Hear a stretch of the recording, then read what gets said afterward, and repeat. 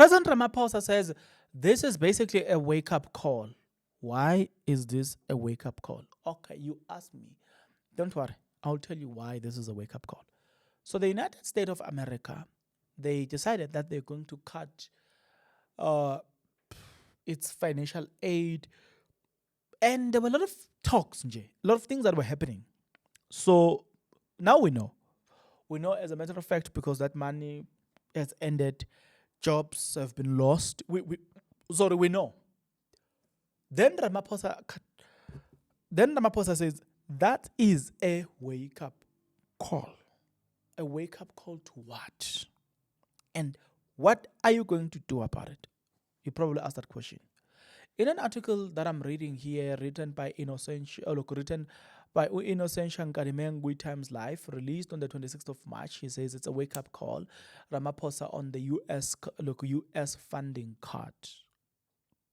Okay? President Cyril Ramaphosa has described the US decision to cut funding for USAID funded program in South Africa as a wake-up call for government to become more self-reliant. The question is, for you to become a self-reliant government, you need to be a government that has its people creating jobs for themselves, but the government's responsibility is to create the environment for people to thrive. I think Uganda is ranked high, guys, because the people they are entrepreneurs, guys. People are able to fund for themselves. They are able to create businesses. Uganda, I think they are copying their strategy is the one of China. In China, people are creating business. China, by the way, it says that every 15 minutes there's a new invention that is registered in China. Every 15 minutes. Uganda is following in such footsteps. So Uganda will then be self-reliant because China is self-reliant. No matter what the US is doing to China, they know that they can't touch China. They sanction Russia. Guess what? We read states that Russia is actually doing well. So Russia is like, we are cruising nice with those sanctions. So those countries can sustain itself, self-reliance. But you can't speak about self-reliance when about the latest stat says it's about what 54% of South Africans' population depends on a grant that is not even enough to sustain or to buy the minimum grocery. So how then will you be self-reliant? You know what I'm saying? It's just not gonna happen. You need to change the educational system. Make it conducive to what you want to achieve. For instance, people must go to school, study things that are practical, because that's what China did. That's why China, they are where they are today, because they changed the education. In China, things are more practical than theoretical, right? So Chinese then, they are able to invent things at a high speed. They have their own chemical that nobody has. If they wanted to fight with America, there's this chemical that America does not have.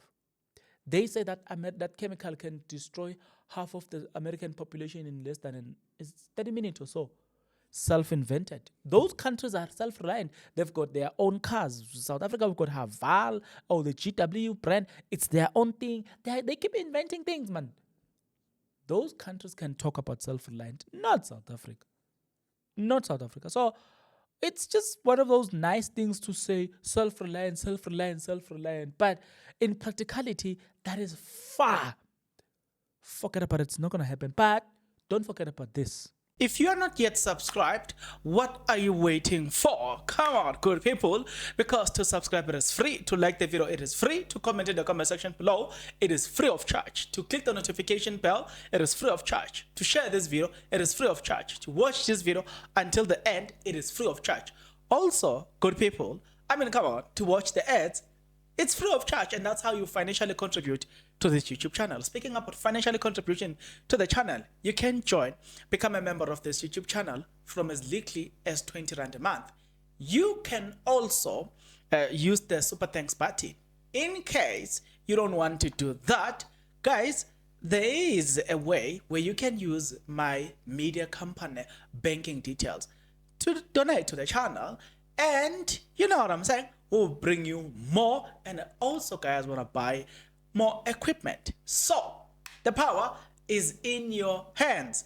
Please do the honorable thing as we proceed. Okay, so let's proceed.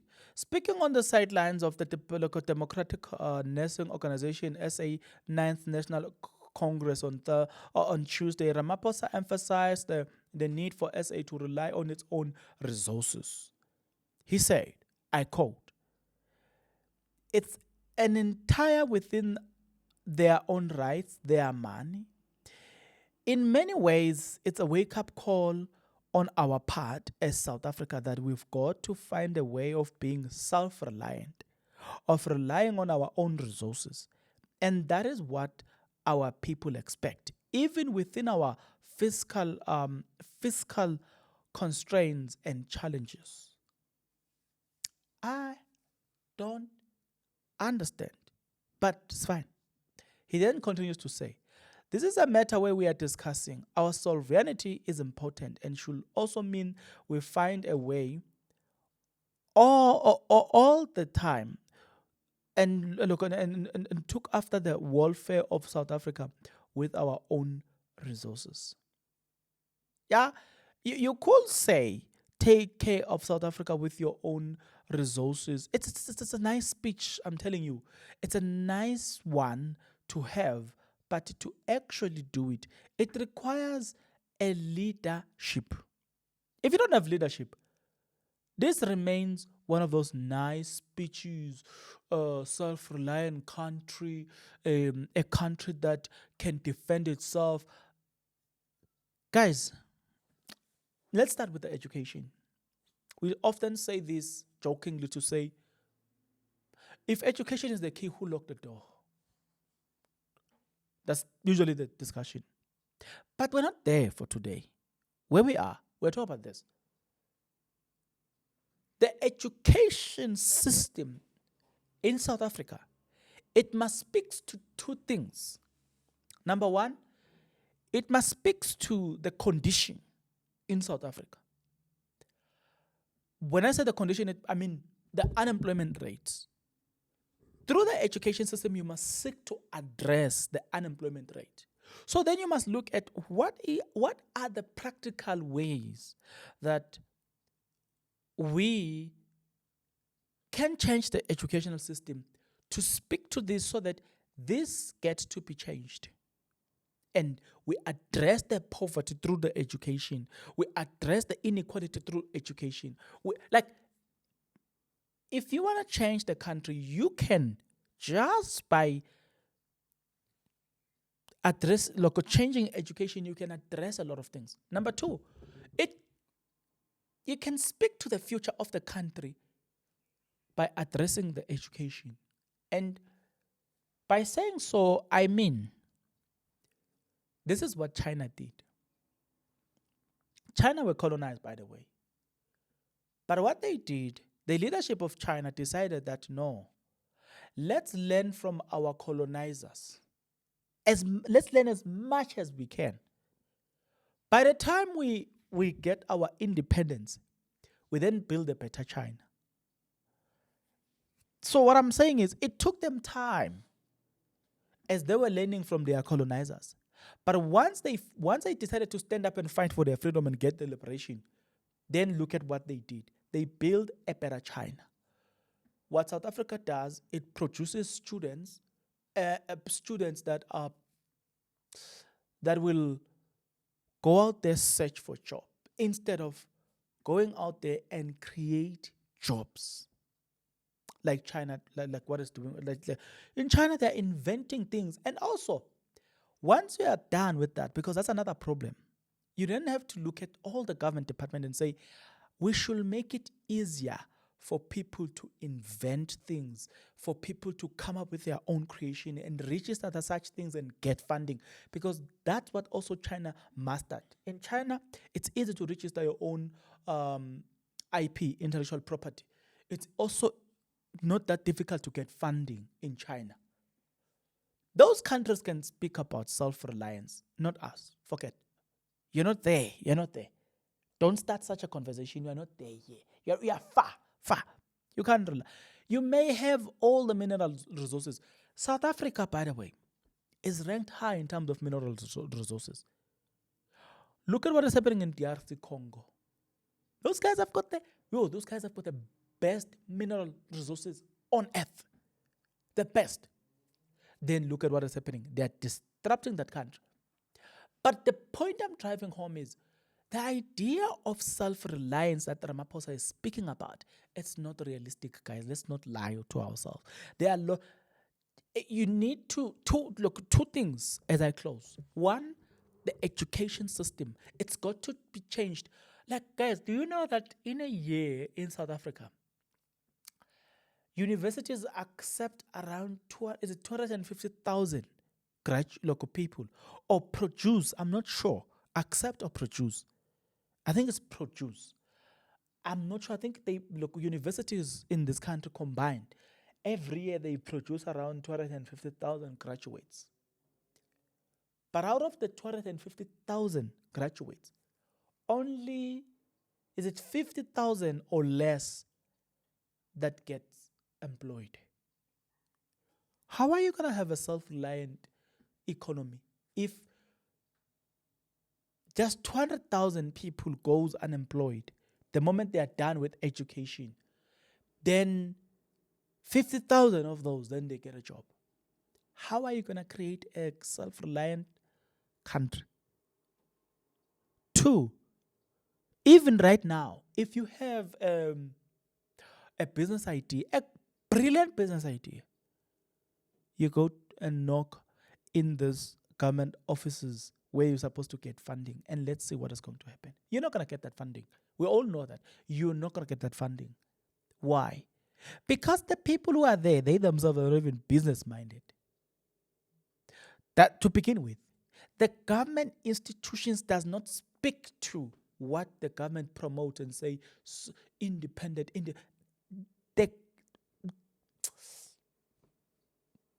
Right now, one comrade was exposed of occupying that position without even the necessary qualifications.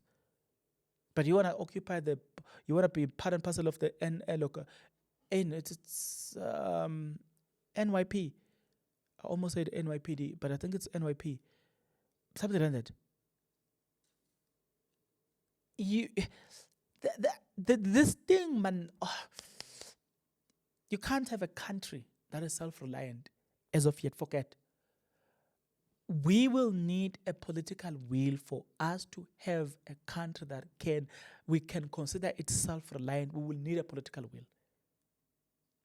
People will need to put the country first and come up with policies that speaks to that. Other than that, forget. This self-reliant thing is just a nice speech that the president was having there, but it's not necessarily something that they're going to implement, because I'm looking at them. You can't tell me that you don't see anything wrong with a 30% pass rate. What about the 70%? You can't tell me that you don't see anything wrong with this thing of saying, there's this thing, it's called what? I forgot the right word. So, for instance, grade 1. A child that is in grade 1, they can only fail once, then they progress to the next class. You know, that thing, I even know how to manipulate it. I always say to students, there are many students who will hear about Enjemetsaka on her time, progressed, and then they put that as a stats to say they passed the matric. They progressed. Progressed means you are dumb enough not to pass that thing. Because you are so dumb, they realize they don't want you in the system. Then they say, Zul. But when they calculate the stats for pass rate, they include that. First of all, it's 30%. Secondly, is this progressed thing. And this thing, by the way, I'm not even, maybe I use the wrong word to say dumb. There are people who are not good in maths. So if you cannot take them and measure them in maths, they're going to fail because it's not their strength. Right? So, in essence, I don't believe that people are dumb in general. I just believe that people are misplaced. And our education does not cater for that at large. And that's why people who cannot do well academically, they then have the so-called special schools. Guys, this thing doesn't have to do with being disabled for you to be sent in a special school. But the topic for another day. Talk about it. But I just dispute the idea of self-reliant South Africa. Forget, that's a lie. It's not going to happen. Let's leave it here, food.